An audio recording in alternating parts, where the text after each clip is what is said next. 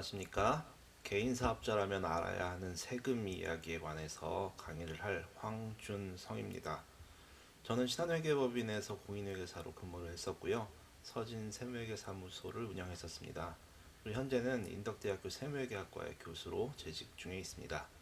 개인 사업자라면 알아야 하는 세금에 대해서 알아보기 위해서 먼저 개인 사업자라면 관심을 가져야 할 세금의 종류, 그리고 세금은 아니지만 유사한 형태의 지출이 있습니다. 그것에 대해서 좀 알아볼 거고요. 이 세금의 종류에서 가장 대표적인 건 종합소득세와 부가가치세예요. 그래서 이 두 가지에 대해서 자세히 살펴볼 겁니다.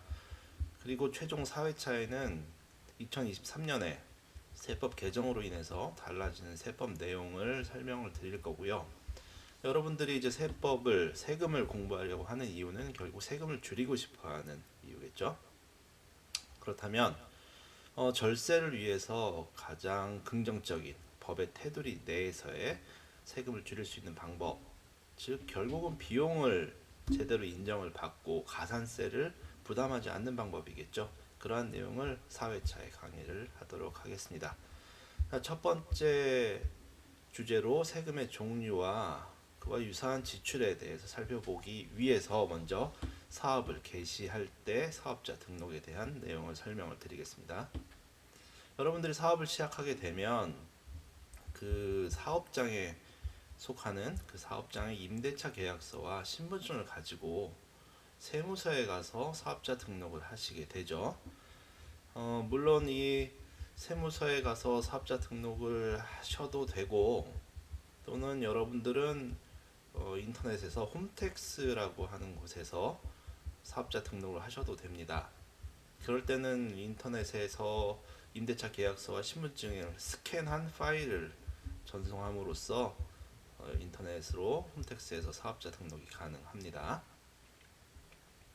이렇게 해서 사업을 시작하게 되면 이제 어떤 소득이 발생하게 되겠죠. 근데 소득과 관련된 세금에서 여러분들이 궁금해 하시는 게 먼저 법인세, 소득세의 차이를 궁금해 하십니다.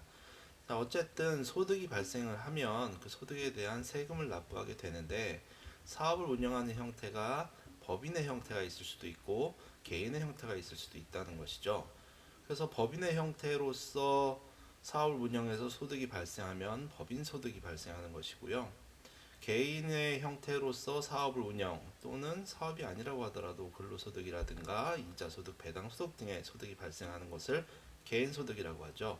그래서 법인 소득에 대해서 우리가 납부할 세금이 법인세가 되는 것이고요. 개인 소득에 대해서 납부할 세금이 개인 소득세가 되는 것이죠.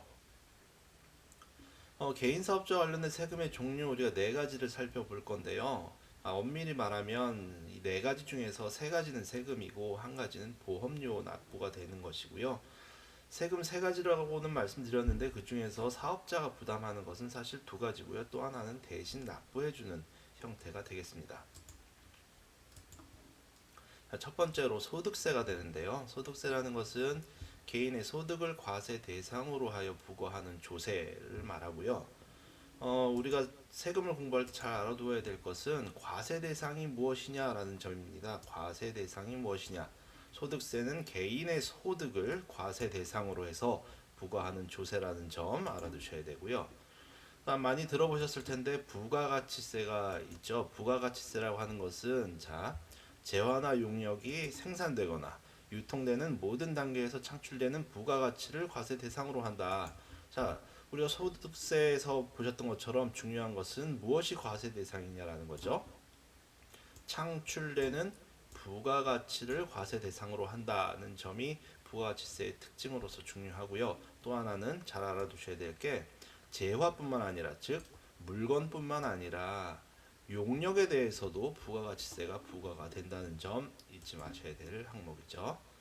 세 번째는 원천세라고 하는 것인데요. 원천세는 모든 원천징수 대상 소득에 대해서 부과되는 세금이라고 우리가 정의가 내려져 있고요. 예를 들면 이런 겁니다. 여러분들이 근로자를 고용을 한다면 근로자에게 소득을 지급을 하겠죠. 그렇다면 그 근로자는 받은 소득에 대해서 세금을 납부를 해야 되는데요.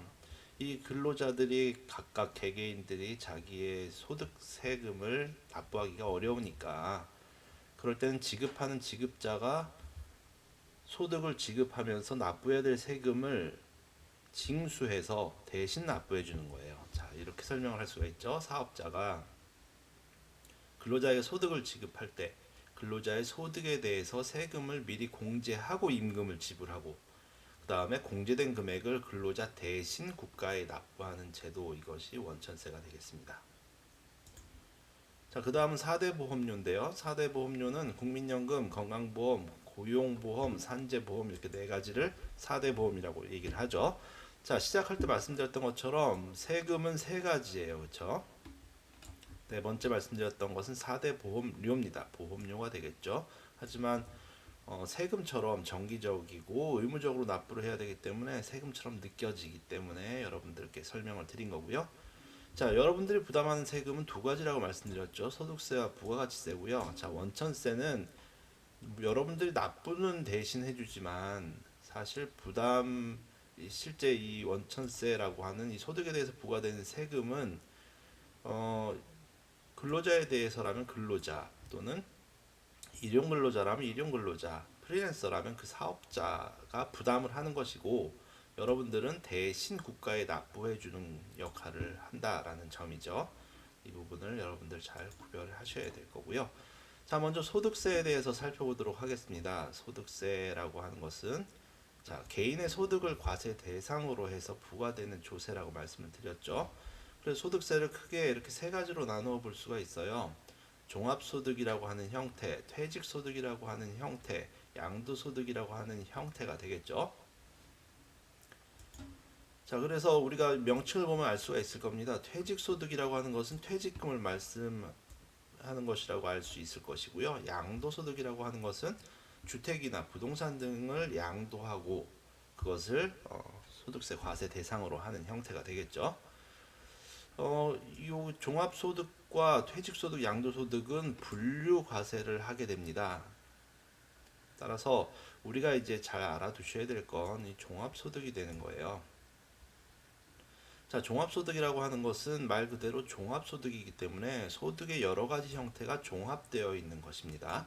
예를 들면 이자소득, 배당소득, 사업소득, 근로소득, 연금소득, 기타소득이라고 하는 종합소득의 형태의 여러 가지 형태의 소득들이 모여 있는 거죠. 그렇다면 이 소득에서 우리가 필요경비라고 하는 것은 비용이라고 생각하시면 돼요. 어떤 소득 금액에서 소득에서 필요경비를 차감해서 또는 공제 감면된 사항들을 차감하고 과세 표준이 산출이 되면 그 과세 표준에 세율을 적용해서 종합소득세를 납부하는 것이죠. 자, 필요경비는 일종의 어떤 비용이라고 말씀드렸습니다. 그렇다면 퇴직소득이라고 하는 퇴직금에는 딱히 우리가 매칭시킬 만한 비용 항목은 없을 거예요. 그래서 필요경비가 존재하지 않고 일정 공제나 감면을 통해서 필요경비 형태로 인정을 해주는 것이죠. 양도소득은 필요경비가 존재하겠죠. 일단 취득가액이라고 하는 필요경비도 있을 것이고 우리가 보유하면서 발생하는 필수적인 지출들이 있을 수도 있기 때문에 이런 필요경비, 공제감면 등을 고려한 후에 양도소득세를 계산하는 구조가 되겠습니다. 자, 우리는 이 중에서 종합소득을 집중해서 살펴볼 예정입니다. 자, 소득세 그렇고요. 그 다음은 부가가치세가 되겠습니다. 부가가치세는 재화나 용역이 생산되거나 유통되는 모든 단계에서 창출되는 부가가치를 과세 대상으로 하는 조세다라고 말씀드렸는데 구체적으로는 이렇습니다. 어떤 기업이 아이스크림을 생산해서 판매하는 기업이라고 가정을 해보죠. 그렇다면 아이스크림을 생산하기 위해서 계란이나 우유 등 원재료를 구입해 오겠죠. 그래서 아이스크림을 생산을 하면 이것을 소비자에게 판매를 하겠죠. 사온 우리 재료 가격이 15,000원이라고 합시다. 그리고 생산된 아이스크림을 20,000원에 판매했다고 하면 얼마의 부가가치가 창출이 되었느냐라는 것이죠. 얼마의 부가가치가 창출이 되었느냐라고 하면 5,000원의 부가가치가 창출이 된 거죠. 15,000원짜리가 20,000원이 됐으니 5,000원의 부가가치가 창출됐다. 그렇다면 이 5,000원의 부가가치, 창출된 부가가치를 과세 대상으로 해서 이 부가가치 세율 10%를 적용을 하면 부가가치세 500원이 계산이 되겠죠. 이렇게 계산하는 구조가 부가가치세 계산 구조가 되겠습니다. 자, 다음은 원천세가 되겠죠. 아까 설명드린 그 사항 다시 한번 살펴보면 이렇습니다. 기업이 근로자에게 소득을 지급할 때 소득에 대해서 납부해야 될 소득세를 일부 원천 징수를 한다는 거죠. 일부 원천 징수를 하고 이 회사가 가지고 있다가 세무서에 대신 신고 납부해 주는 겁니다. 신고 납부할 때 얼마의 소득을 지급했다라고 지급명세서를 제출해야 되는 절차도 존재하고요. 신고 납부는 언제 하느냐 하면 징수일이 속하는 달의 다음 달 10일이 되겠습니다. 따라서 1월에 소득을 지급하면 2월 10일까지 이 원천세를 신고 납부하셔야 되고요. 국세청 홈택스에 가면 원천세 신고 납부하는 구간이 존재하니까 거기서 신고 납부하시면 되고요. 대상 소득은 근로소득, 사업소득 등이 되겠죠. 내가 고용한 근로자라면 근로소득, 프리랜서의 용역에 대해서 지급했다면 사업소득이 될 것이고요. 자, 이 지급명세서는 홈택스에 연결되어 있는 복지음이라는 사이트에서 지급명세서를 제출하면 되도록 되어 있습니다. 자, 다음은 마지막으로 4대 보험이 되겠는데요. 4대 보험 여러분들이 알고 있는 바와 같이 국민연금, 건강보험, 고용보험, 산재보험 이 네 가지가 4대 보험이고요.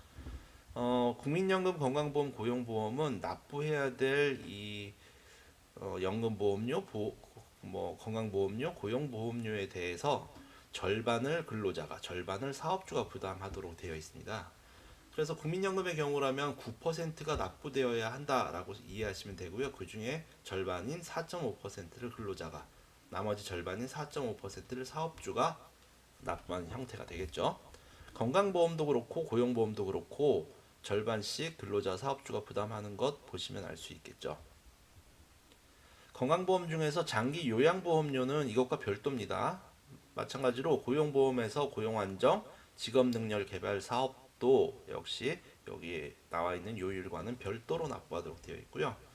산재보험은 특성이 납부해야 될 요율이 업종에 따라 상이하다는 점. 그래서 사업주 여러분들은 여러분들의 업종을 확인하시고 납부해야 될 요율을 상이하게 확인을 하셔야 되고요. 이 산재보험은 근로자는 납부하지 않고 사업주가 납부하도록 되어 있습니다. 자, 앞에서 우리는 사업자가 직접적으로 부담하는 세금 두 가지를 살펴봤었죠. 뭐였습니까? 종합소득세와 그리고 부가가치세가 있었죠. 그 두 가지에 대해서 2회차, 3회차에 공부를 하도록 하겠습니다. 자, 오늘 첫 시간 수고 많으셨습니다. 감사합니다.